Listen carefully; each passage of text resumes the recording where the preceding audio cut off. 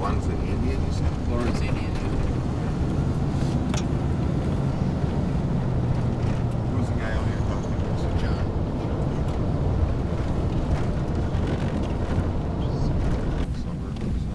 Yeah. Oh, wow. I didn't see that.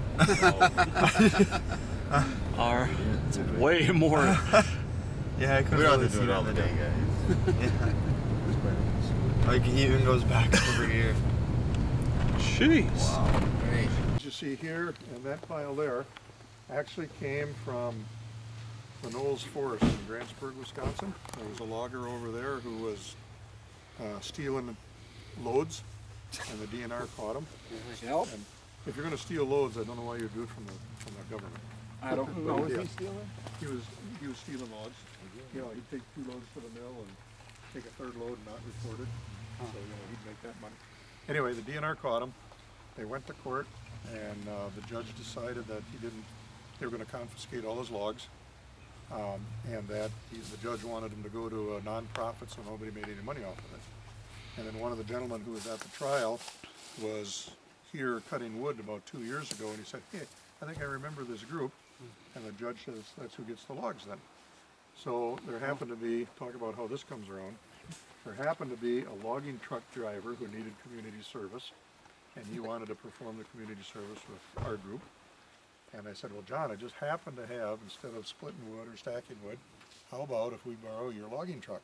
And he said, "Hey, great, I'll call my boss, see if it's okay." So his boss donated the truck and the fuel, and John needed community service, so he hauled it all over here for us. So that's how all that came about. And then, I don't know if you can see it, but through the woods there's another load, yeah, way back in the corner there. Yeah. There's another load back there. So that's where these logs all came from. This is all storm damage stuff that we've been cutting and hauling. Steve, I think you asked, when do we cut? Good example, when I take a load out to Voyager, you know, if I'm delivering wood out there, and somebody out there has wood they've donated to us, take a load out, load up a load, bring it back, throw it on the pile, and just kind of like a trucking company, try never to go anywhere empty. Yeah.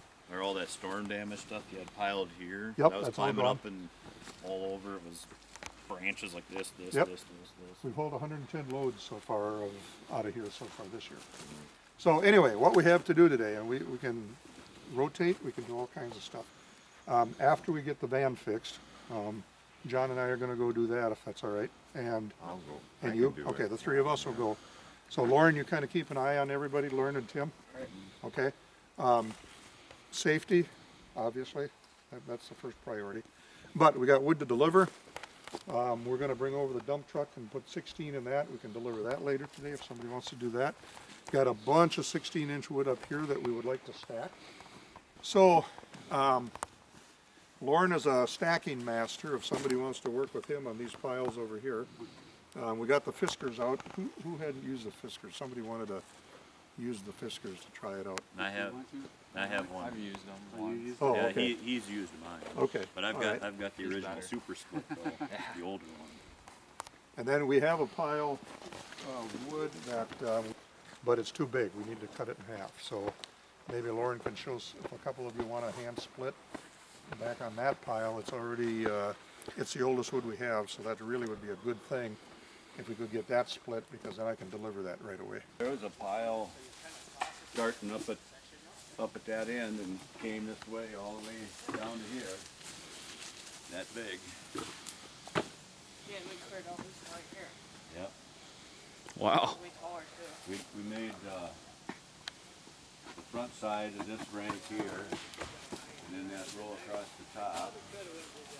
This is our second start again.